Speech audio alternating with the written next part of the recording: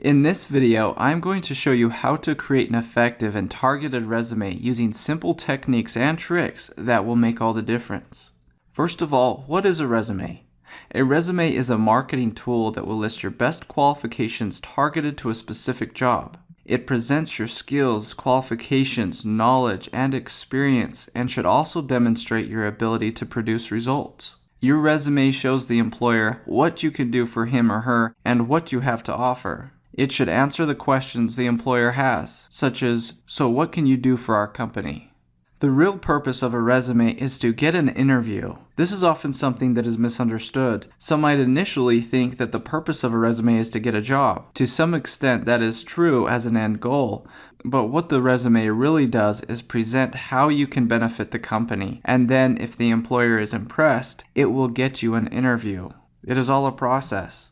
That is important to keep in mind because you want to keep this in mind as you write your resume, because writing it to get the interview means you don't want to put everything on there. You actually want it more as a teaser, making the employer wanting more. The other thing is that the resume structures the interview. The resume will give the interviewer points to discuss with you, and the interview will include resume-based questions, which the interviewer would like to see you prove it. There's been many reports and eye-tracking studies on recruiters and employers about how much time they actually spend reading a resume.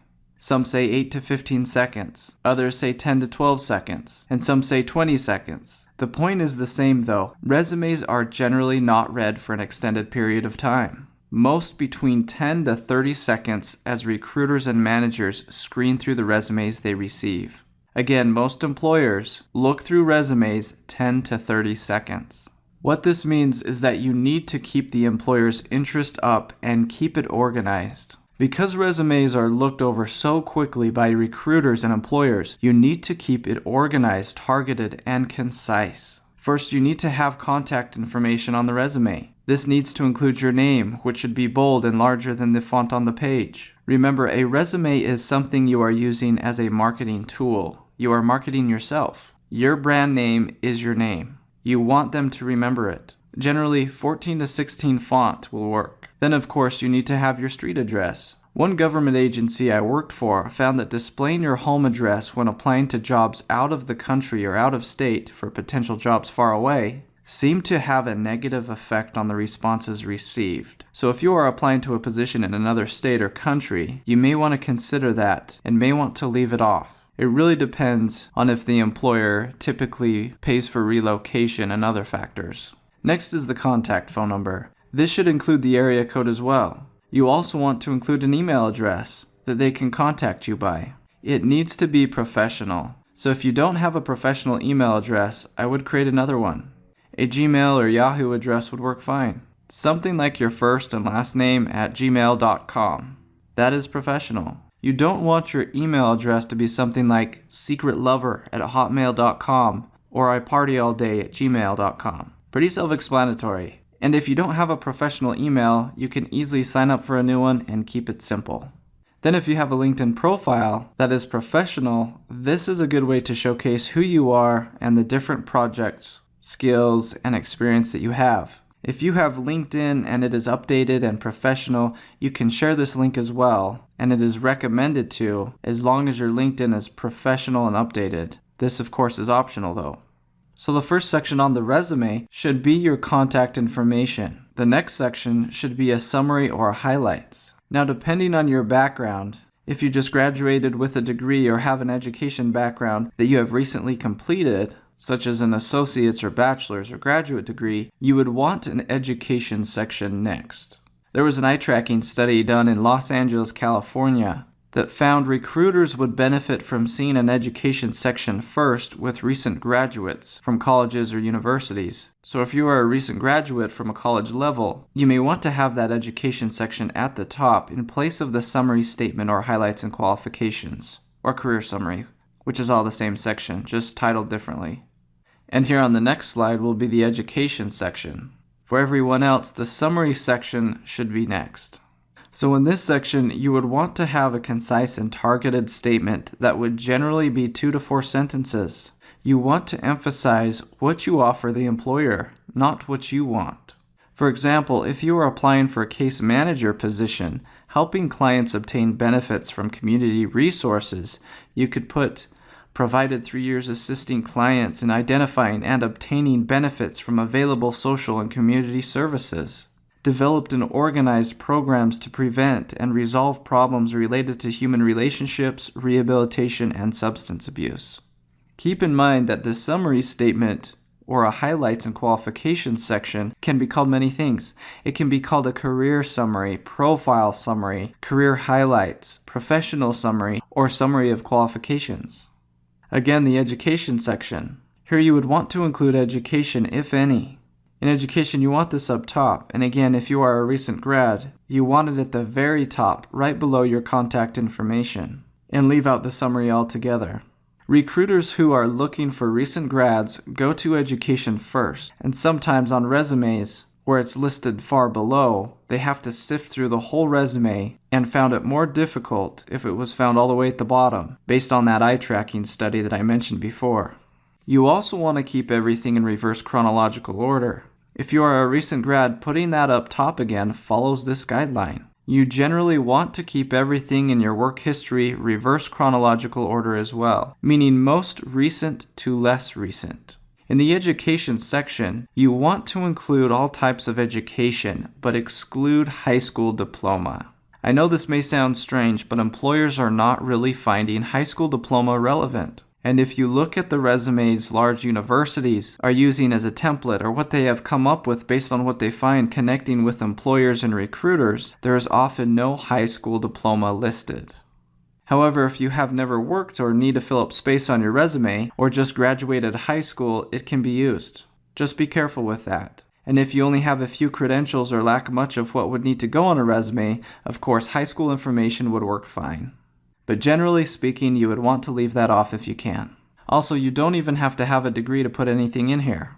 If you took courses relevant to the position, put them under the education section. Say if you haven't graduated yet, if you haven't received a diploma or completed college all the way. You also want to list the dates of attendance from your education or schooling, if any. And also list your grade point average if it was above a 3.2.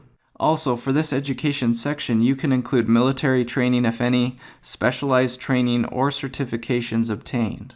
You can also include job training, licensures, and of course, formal education. Okay, next is the skills section. In this section, you don't want to have a laundry list of skills. You want the skills to be relevant to the job and targeted to the job. You should carefully craft the list of skills you possess to the job you're applying for. To do this, do research on the company. Match keywords found in the job description. You want this section to be easy to read. For this section, your skills can be 2 to 3 columns, listing 8 to 15 skills. Also, again, list the most relevant and important skills first. In the experience or employment section, you would want to call it work experience or something close to that. In this section, you want to display your skills, knowledge, training, and abilities you've gained from your previous work history that are relevant and targeted to the position you are applying to. You especially want to focus on your accomplishments. You want to tell the employer not just what you did, but how well you did it. This is where you use action verbs.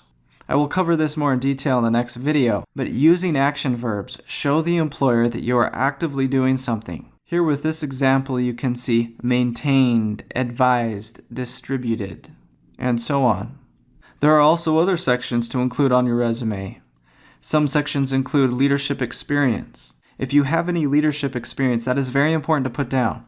Remember the NACE survey, National Association of Colleges and Employers, and the number one thing that employers are now looking for and reported looking for is for their candidates to lead and have leadership experience. If you have leadership experience, make sure to put this down. Another section could be volunteer experience. Volunteering at various projects will show the employer that you are engaged in different activities and that you have gained skill sets in different areas. Also, putting an honors and achievements section, or something similar, is something you should do if you have some notable achievements or received honors at school.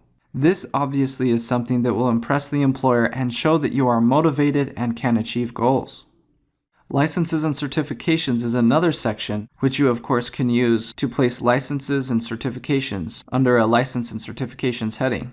If you are certified in a certain type of equipment, such as a machinist, or certified customer service agent, or certified at using a cash register, for example, or have a license to practice therapy or anything related. If you have enough to place under this section, you will want to do that. Some questions some people might ask is, what if I have something that would fit under multiple categories?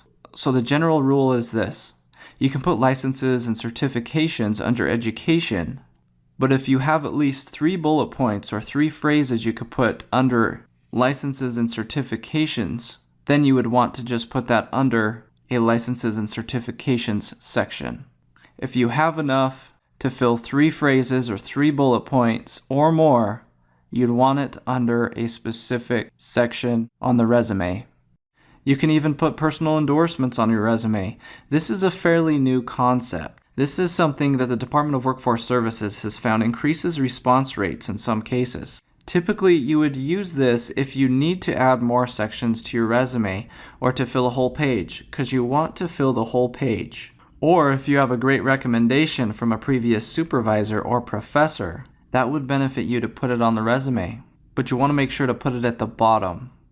Closer to the top, you always want to put the most relevant, important, recent, and targeted responsibilities, duties, and how you fit that particular job, so the employer will not miss it.